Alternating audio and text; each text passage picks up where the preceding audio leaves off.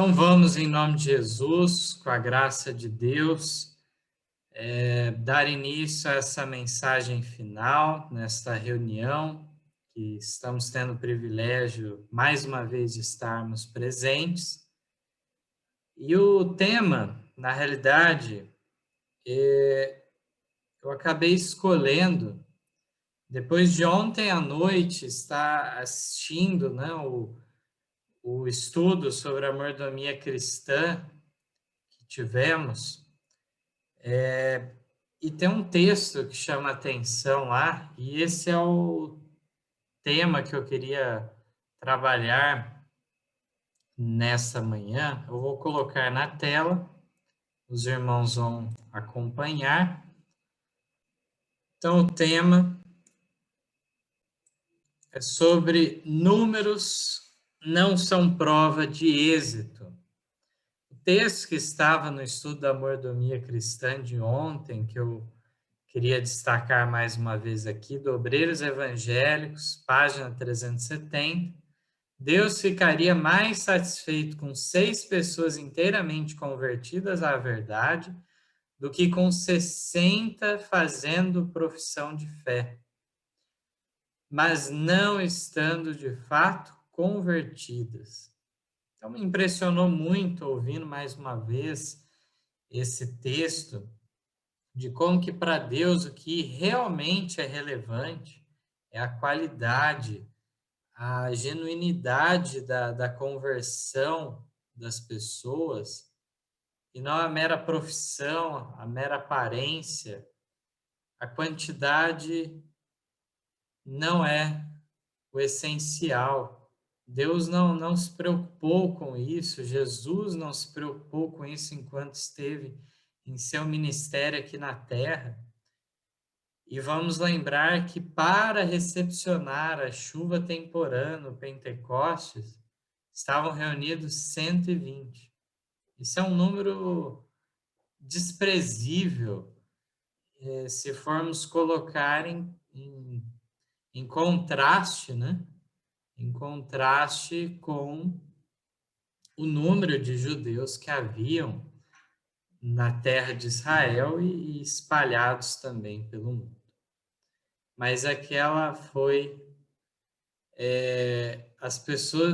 foram as pessoas escolhidas, então, para receber o derramamento do Espírito Santo.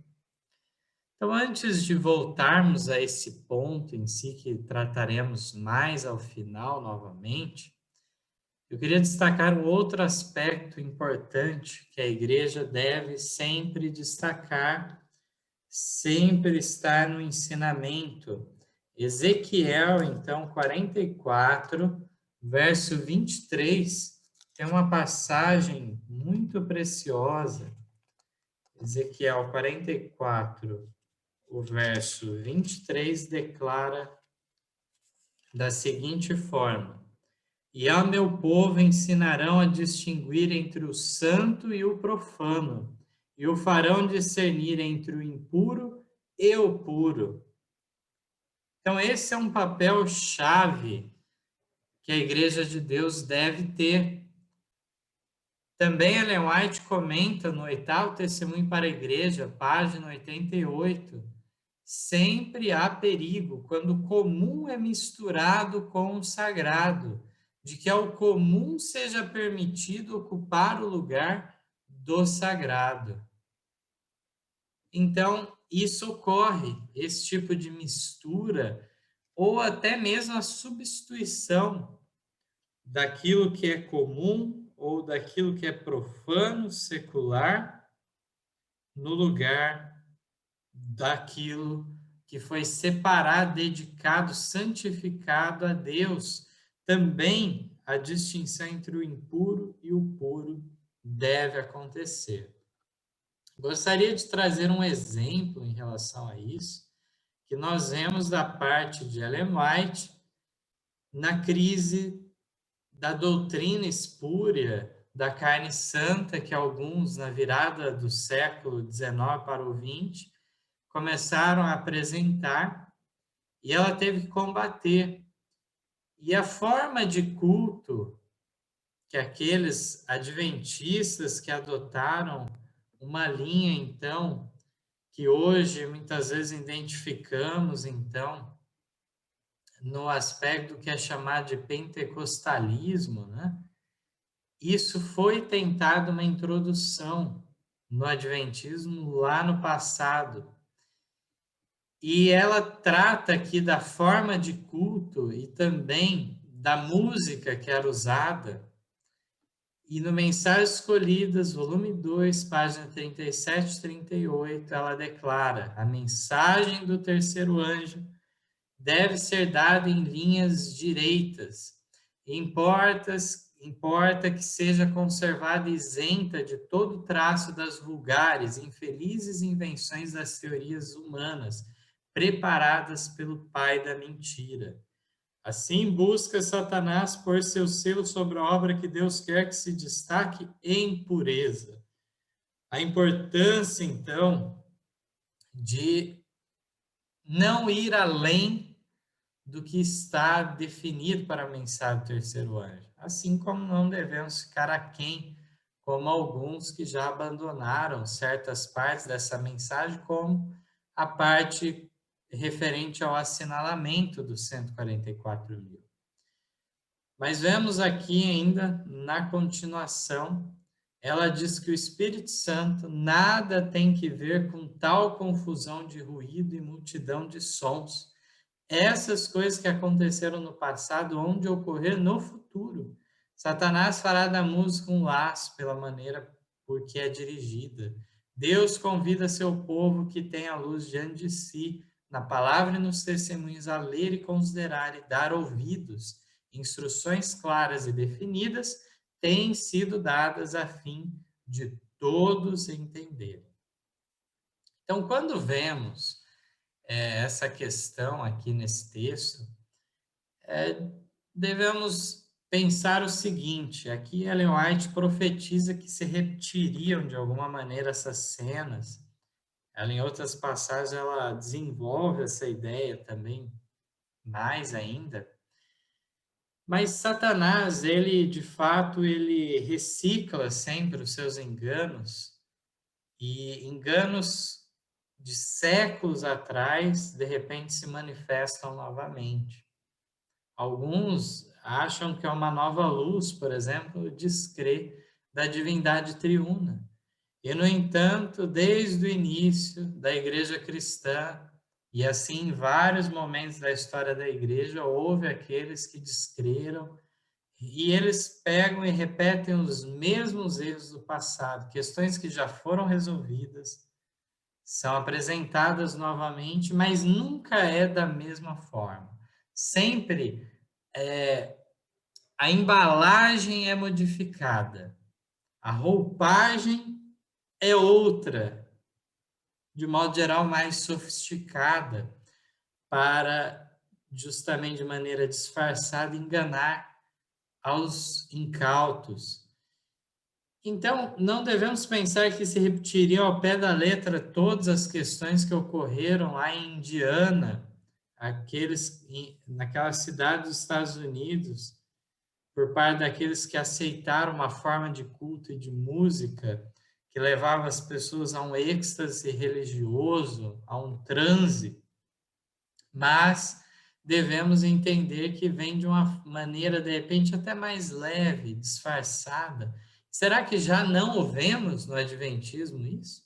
De fato, podemos entender que sim, que vemos essas distorções já ocorrendo naquilo no mundo religioso se chama de música gospel, né? Também adentrou as portas do Adventismo, músicas que são de modo algum apropriadas para a adoração, ao louvor ao nosso Criador e mantenedor. Eu gostaria então agora de trazer dois textos aqui bíblicos para lermos, importantes também para focalizarmos nessa questão que estamos nesta manhã tratando.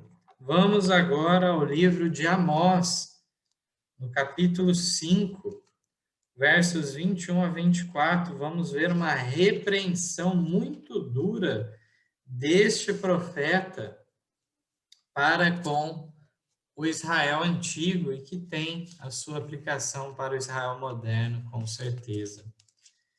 Amós 5, versos 21 a 24. Odeio, desprezo as vossas festas. Aqui é Deus falando e falando das festas que ele mesmo tinha instituído. Mas por que essa atitude? Odeio, desprezo as vossas festas e as vossas assembléias solenes não me exalarão bom cheiro. E ainda que me ofereçais holocaustos, ofertas de alimento, não me agradarei. Não me agradarei delas, nem atentarei para as ofertas pacíficas de vossos animais gordos. Afasta de mim o estrépito dos teus cânticos, porque não ouvirei as melodias das tuas violas. Corra, porém, o juízo como as águas e a justiça como o ribeiro impetuoso. Deus, então, enviando, inclusive, um juízo dentro de pouco tempo contra estes que, não seguindo de fato o que Deus ordenava para a adoração, não tinha valor nenhum aquelas manifestações de louvores, aqueles sacrifícios que não eram feitos por um espírito contrito diante de Deus.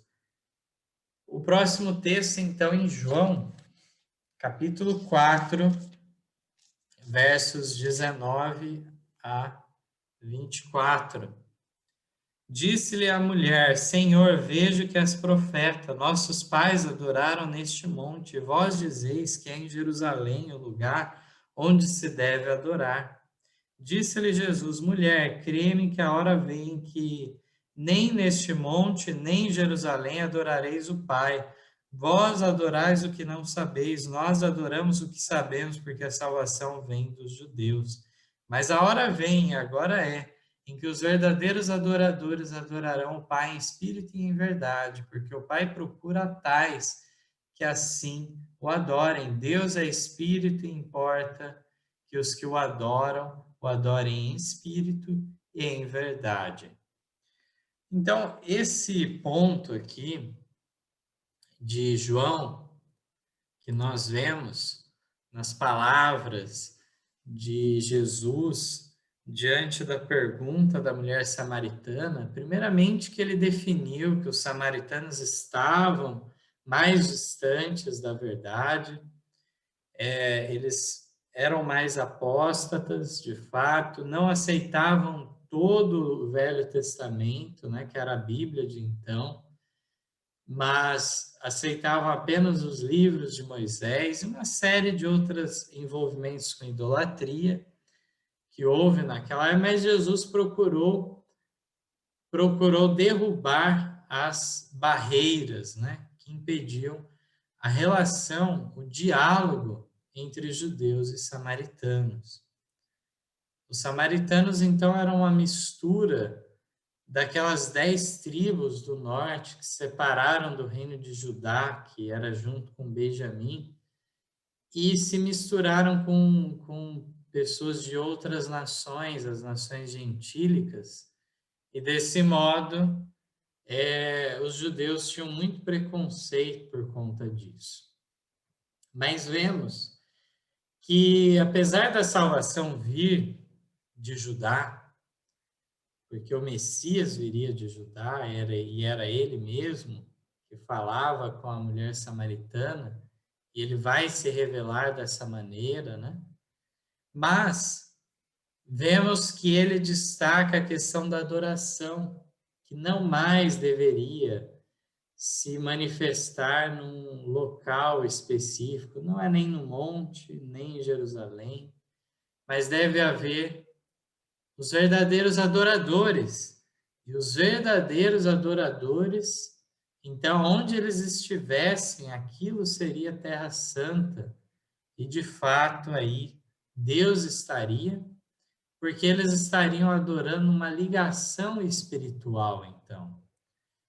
E aí vemos, em relação a tudo isso, uma importante lição para aqueles que se apegam a formas, que desprezam o pequeno povo de Deus por, de repente, não ter templos suntuosos e nada desse tipo. A igreja primitiva cristã, bem sabemos que ela se iniciou nas casas. As igrejas, as primeiras dos cristãos, eram as casas dos santos.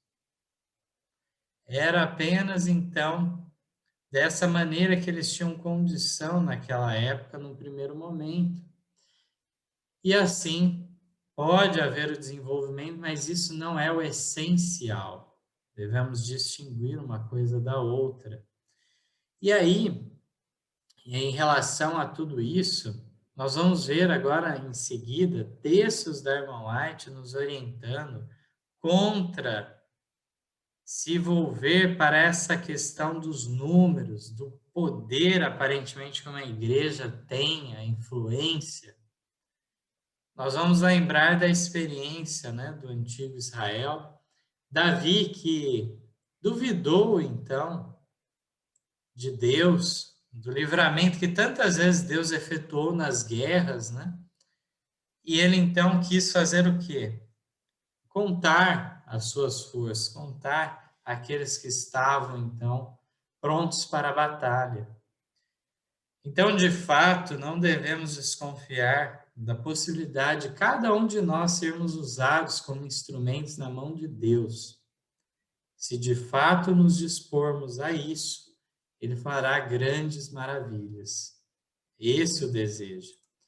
Então, Ellen White vai falar no 6º testemunho para a igreja. Aqui, pensei alguns textos de maneira resumida, os irmãos podem buscar o capítulo todo e lerem. Nas páginas 143 e 146. Diz assim: quando o Senhor exige de nós que sejamos distintos e diferentes, como podemos cobiçar popularidade ou imitar os costumes e práticas do mundo? Então, esse é um perigo tantas vezes presente na Igreja de Deus. Então, nós vemos o próprio Israel volta a falar, né? Nem era para ter rei sobre Israel, mas quiseram copiar o modelo das outras nações. E Deus tolerou eles, permitiu que ocorresse isso. Então, aqui fala desse cobiçam popularidade, começam a imitar os costumes e práticas do mundo. Mas Deus pede que sejamos, sim, diferentes. Diz abaixar as normas a fim de conseguir popularidade, aumento de números e fazer depois desse acréscimo motivo de regozijo, mostra grande cegueira. Fossem algarismos, prova de êxito, e Satanás poderia reclamar a preeminência, pois neste mundo seus seguidores são claramente mais numerosos. Não devemos elevar nossa norma apenas um pouco acima das normas do mundo, mas devemos fazer com que a distinção seja decididamente notória. A linha de demarcação, ela é muito clara e é distinta da do mundo. Então, é muito fácil esse tipo de prosperidade, é isso que a irmã está falando em outras palavras, uma prosperidade, um avanço nos números de membros da igreja, uma vez que se abaixou as normas, uma vez que começou a copiar os métodos das igrejas caídas, das igrejas populares. Vemos aí, então, que aí o aumento de número, como fosse um indicativo das bênçãos de Deus, está fazendo prosperar. Isso é uma grande cegueira, irmã, te falo. Primeiro foi feito um trabalho para que ocorresse esse crescimento segundo o mundo, e não segundo Deus. A maioria está do lado de Satanás. Ellen White deixa claro isso também. O texto seguinte, no 5º testemunho para a igreja, página 602, diz: jamais a linha de separação entre os seguidores de Jesus e os de Satanás deve ser obliterada. há uma linha divisória distinta, traçada pelo próprio Deus entre a igreja e o mundo, entre os que observam seus mandamentos e os que quebrantam seus preceitos. Não se unem uns aos outros, divergem uns dos outros como o dia da noite, pelos seus gostos, aspirações, propósitos e caráter. Cultivando o amor e o temor de Deus, havemos de aborrecer até a coisa mais insignificante que tenha sinais de impureza. Irmãos, isso é muito sério. O caminho, de fato, é estreito. Não é diferente disso. E aqui vemos esse contraste que se revelará na prática entre o mundo e o povo de Deus. Sobre o local de culto e a adoração a Deus, temos um texto maravilhoso no Sexto Testemunho para a Igreja, página 363, para concluirmos esse texto. A casa de culto poderá ser muito humilde, mas não será por isso menos reconhecida por Deus. Para os que o adoram em espírito e em verdade, na beleza da santidade, será como a porta do céu. O número de crentes talvez seja relativamente pequeno. Então, aqui vemos nessa situação da humildade, mas a adoração verdadeira ocorre. E naquele lugar se torna a porta do céu. E diz que o número de crentes talvez seja relativamente pequeno, mas será muito precioso aos olhos de Deus. Com o cinzel da verdade foram cortados da pedreira do mundo e levados para a oficina de Deus, para aí serem burilados e polidos. Mas, embora em estado tosco, ele os considera preciosos. O machado, o martelo e o cinzel da provação são manejados por um ser perito e são usados não para destruir, mas para conseguir a perfeição de cada um, como pedras preciosas polidas a fim de servirem no palácio. Deus pretende colocar-nos em seu templo celestial. Amém. Deus seja louvado. Maravilhoso esse Deus a qual temos. Devemos nos separar da pedreira do mundo. Deixarmos que Deus efetue essa transformação progressiva em nossa vida. Sermos burilados, polidos, sairmos do nosso estado primário, tosco. Devemos, então, reconhecer que cada golpe que ele desferir será um golpe em favor de nós e não para a nossa destruição. Possamos, então, a cada dia fazer mais firme a nossa vocação e termos em mente o que Deus pede do seu pequeno povo nesses dias. Que apesar da humildade, das condições adversas, do pequeno número, deve, apesar disso tudo, cumprir a missão final de levar o Evangelho eterno, o Evangelho completo, a toda a nação, tribo, língua e povo. Que possa ser esse o desejo meu e de cada um dos irmãos. Amém.